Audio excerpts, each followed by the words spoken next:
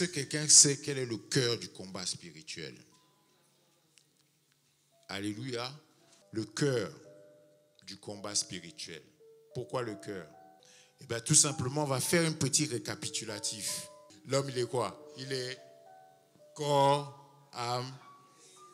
Alléluia. Mais ce qu'il faut savoir, c'est que dans cette chronologie-là, établie par Dieu, dans la parole de Dieu,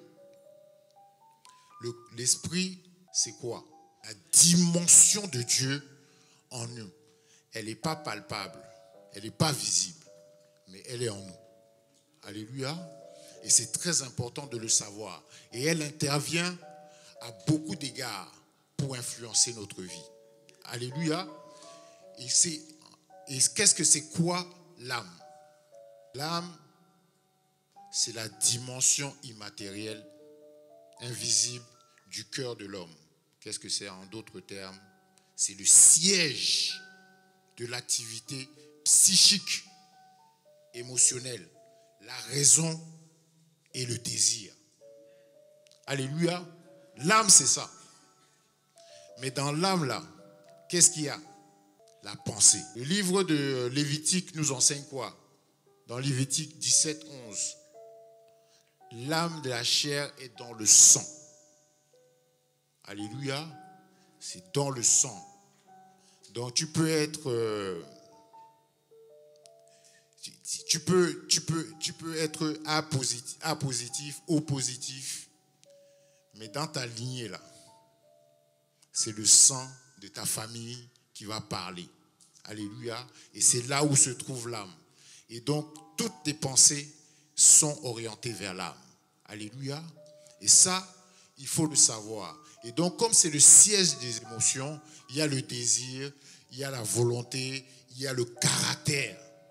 Alléluia. Tout ça, c'est dans l'âme. Et Dieu, dans sa divine bonté, il a très bien fait les choses. Parce qu'en fait, l'esprit est celui qui domine. L'âme est ce qui appartient à l'homme. Et ensuite, on a un corps, alléluia, qui interagit. Et c'est très important de dissocier cela. Parce qu'en fait, dans tout ce que nous faisons, il y a un processus qui se passe, qui nous tracasse à chaque fois que nous prenons une décision.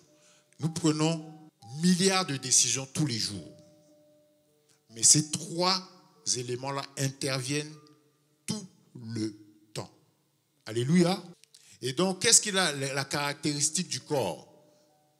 La caractéristique du corps a trois choses que l'on doit retenir. Il est la réception, la réaction et l'expression.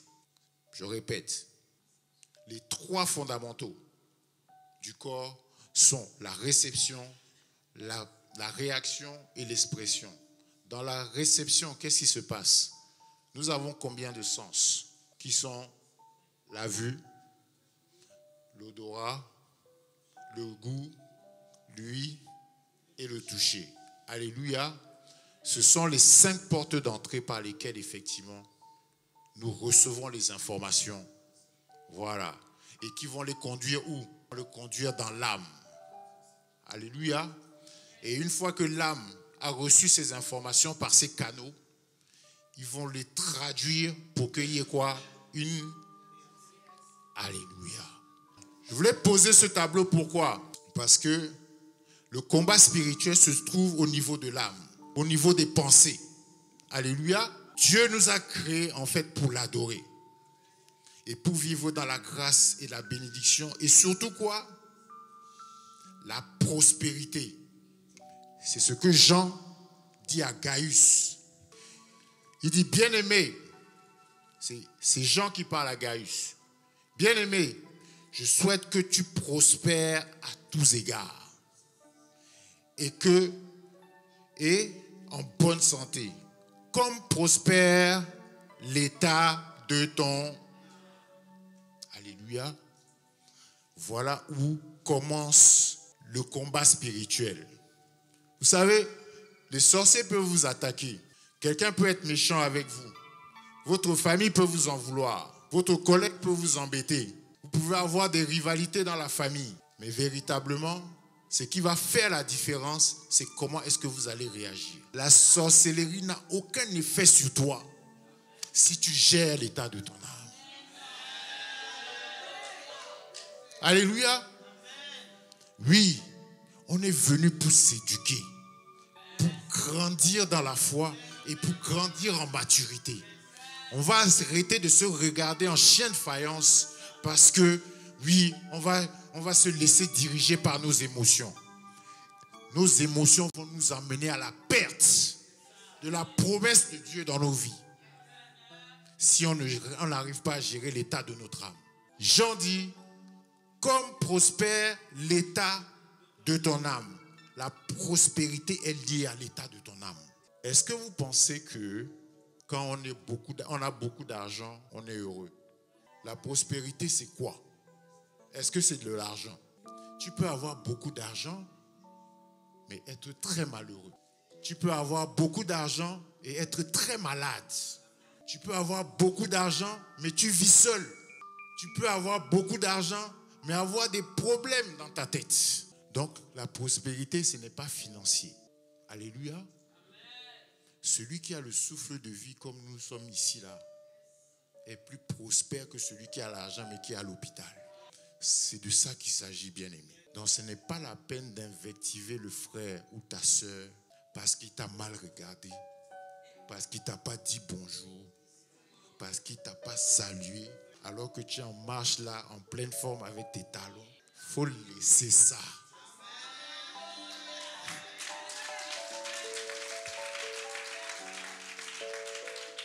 Vous savez, Dieu, il a formé des projets pour nous de bonheur, pas de malheur. Il aspire à ce que nous soyons dans la prospérité et il nous donne le libre arbitre. C'est pour ça que l'âme nous appartient. Alléluia. Oui, parce que c'est notre âme qui va être jugée. Il dit dans sa parole que l'âme qui pêche, c'est l'âme qui meurt. Donc ça, c'est ça qu'il va réclamer. Son esprit là, il prend ça.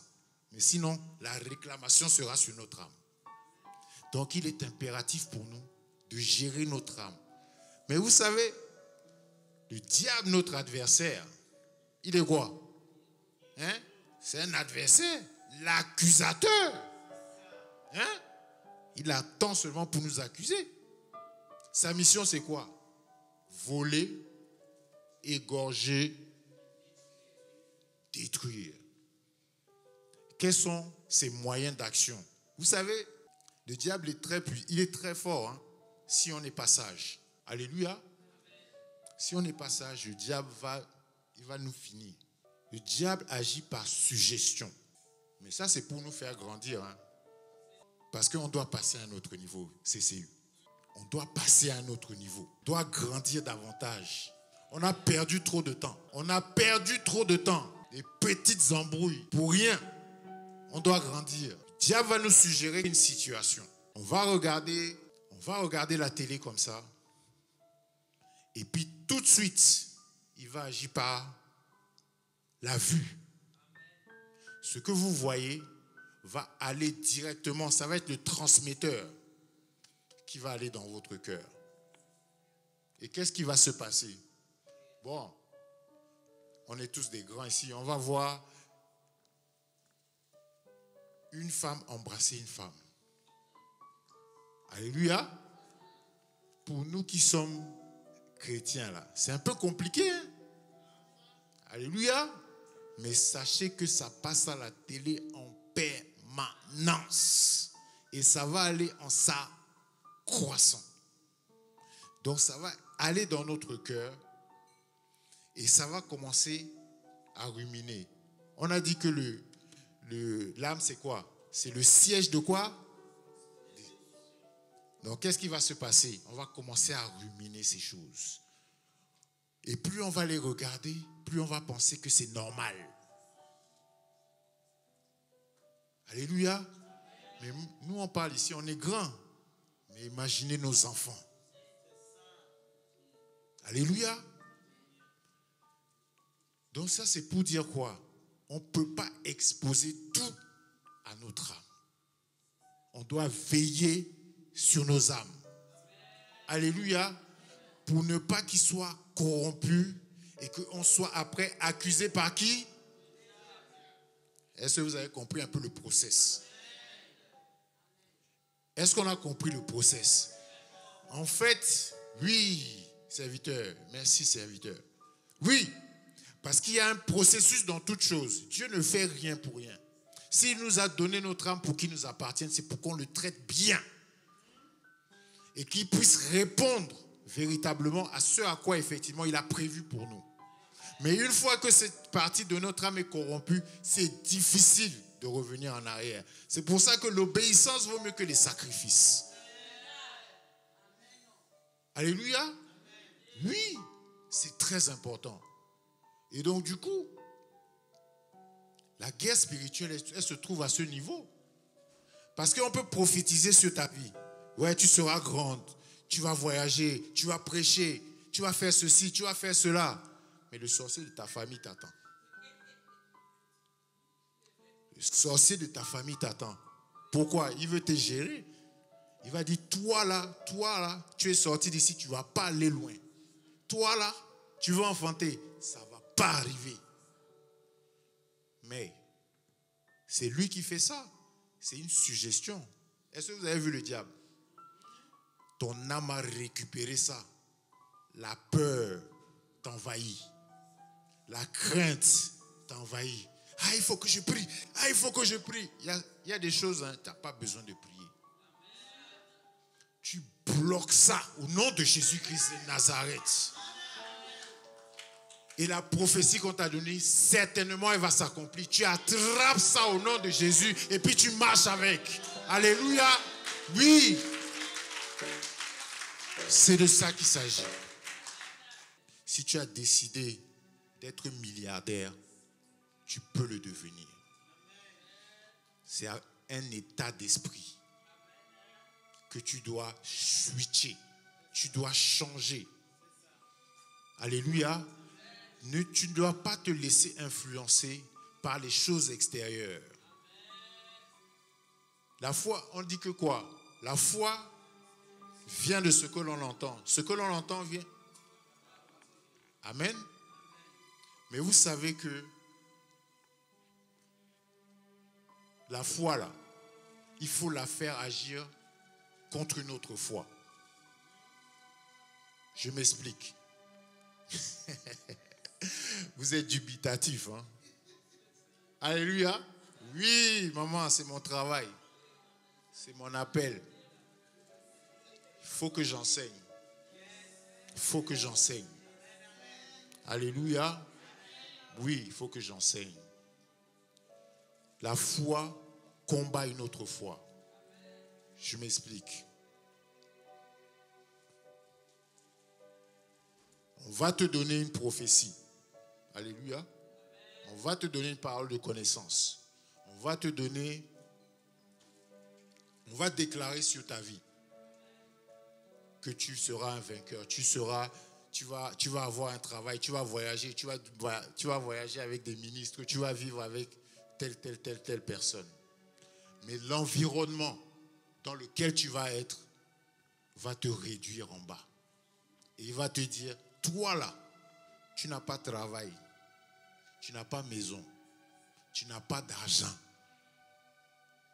Tes amis là même, avant d'arriver au ministre, tu n'as même pas d'amis là qui habitent le quartier du coin. Alléluia. Donc ça, c'est une réalité dans laquelle tu te trouves. Donc comment est-ce que ta foi va t'emmener de l'autre côté? Donc la foi combat une autre foi. Alléluia. Parce que la condition dans laquelle tu es né là, elle te donne une certaine foi. Tu dis, tu ne peux pas t'en sortir. Tu ne vois pas quelles sont les opportunités qui vont être présentées devant toi pour pouvoir sortir de cette situation. Alléluia.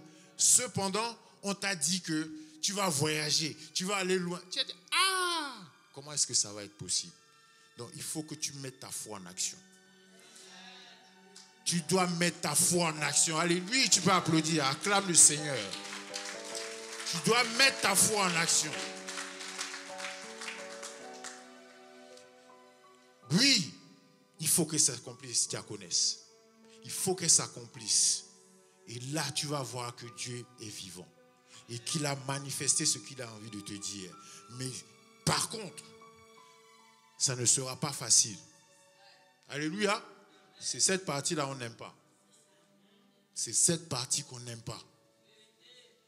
Passer dans ces tribulations-là. Oui, c'est là où on est dans l'avion, pour ceux qui ont voyagé, quand ça commence à trembler comme ça, tu dis, aïe, on va sortir de là dans le camp, ou bien je suis déjà mort. Alléluia. Oui, parce que c'est une zone de turbulence. Alléluia. Et on passe tous par là. On passe tous par là. Et à un moment donné, on n'a pas eu de travail. À un moment donné, on n'a pas de papier. À un moment donné, on n'a pas de logement. Mais il faut passer par là. Il faut passer par là. Donc il n'y a pas quelqu'un qui va venir t'aider, frapper à ta porte. Viens, ouvre-moi. Non, tu as passé par là. Mais Dieu veut nous enseigner. Dieu veut nous apprendre. Dieu veut nous éduquer. Dieu veut nous donner notre mentalité.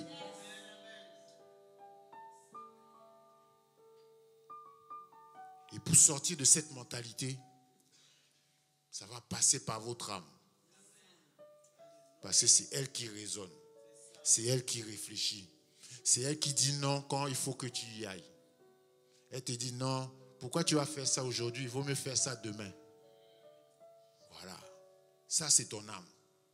Mais vous savez, bien-aimés, ça vous appartient. Dieu ne peut rien faire contre ça tant que tu n'as pas pris la décision. Le pasteur ici se fatigue, il transpire, il prie jusqu'à... Mais si toi, tu n'as pas pris la décision, ces prières sont... Je vous dis, arrêtons de fatiguer ces hommes-là. Tant qu'on ne prend pas la décision. Du reste, la parole de Dieu nous enseigne quoi? À tes résolutions, il faut appliquer ça. Il faut appliquer ça. Parfois, il ne faut pas... Les sorciers sont... Mais nous sommes des proies faciles chrétiens. Or, la parole de Dieu nous enseigne tout le contraire. On est plus que ça si on a pris conscience de ce qu'il en est. Et c'est là où le combat spirituel se déroule. Oui, c'est esprit contre esprit. Oui, c'est de ça qu'il s'agit. L'esprit contre esprit. Mais si la guerre spirituelle se déroule à ce niveau-là, et nous sommes les seuls individuellement à gérer ce qui se passe dans nos cœurs, ce qui se passe dans nos pensées et ce qui va se traduire par nos actions. Oui. Si tu veux une voiture, tu sais que tu dois passer le permis, fais-le. Si tu cherches des papiers, commence déjà à faire le travail et chercher tout ce que tu dois faire à mettre en place pour y arriver. Alléluia. C'est de ça qu'il s'agit. Donc, je ne vais pas durer trop longtemps. Gloire à Dieu.